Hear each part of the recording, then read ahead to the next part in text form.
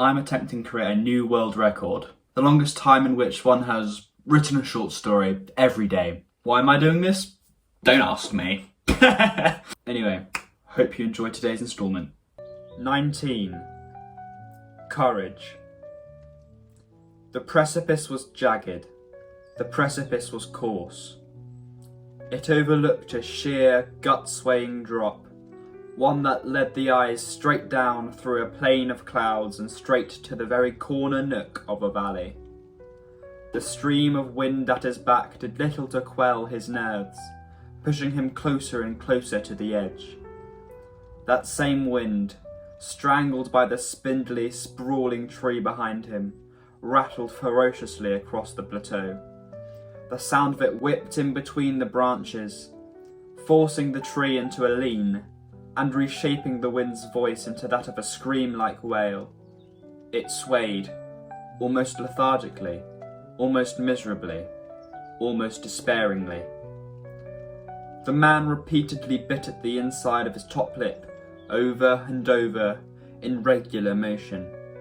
He continued to peer off the side of the mountain, continued to get closer and closer to the drop, but hesitation clung to his muscles like a lost child. He kicked at the earth, frustration growing in hesitancy's place. And as he did, a small piece of rock at the very, very edge of the precipice came loose, scuttling down the mountainside and towards the canyon. His heart thumped, loud, in his chest. He retreated slightly, a shiver taking hold of his legs. He strained his mouth, increasing the frequency at which he bit at his lip. Nausea expanded and pulsated within his gut, clawing up his throat, threatening to infect his brain or escape out through his throat. He took another step forwards. He stood there, mere inches away from the fall, looking down. Fighting down the nausea, he let his thoughts roam freely. To his family, his friends, the handwritten notes he left them. The clouds below him billowed around the great bow of the mountain, parting around it. They were grey and solemn, and somehow that leaked into the world above them. All around the man was just the pallid grey of forthcoming rain. Suddenly, a crack formed in the rock beneath his feet, larger this time.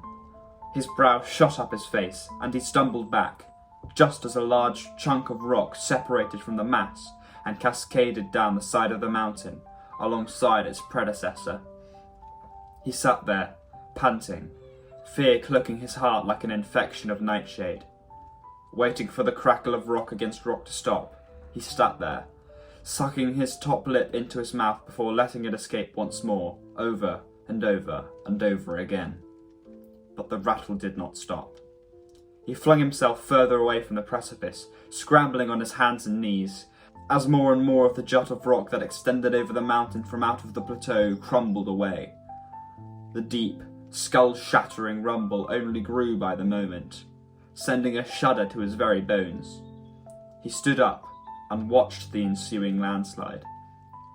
It was like some great catastrophe delivered by an Old Testament god, so great and calamitous that even the dust emerging from the crashing and crushing of rock was as thick as the clouds of heaven itself.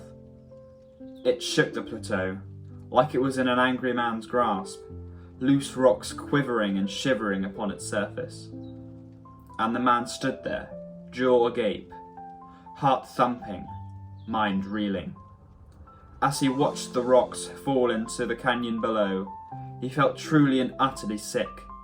For too many moments the rocks hung in freefall, so horribly and nauseatingly that he could barely even hold to look at it for longer than a second. It was at that moment that something slapped the side of his face. He turned, and was faced with an utterly perplexing sight.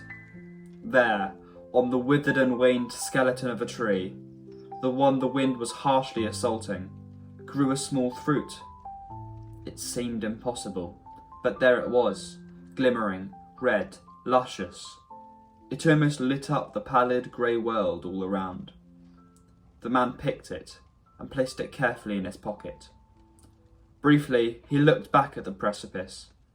A swath of overwhelming emotions clouded his vision, bringing with it a fog of tears. But he grappled with himself, struggling against the feeling, and eventually, gradually, slowly but surely, he fought it down with every last inch of power left in him, before he began his walk across the plateau, back home.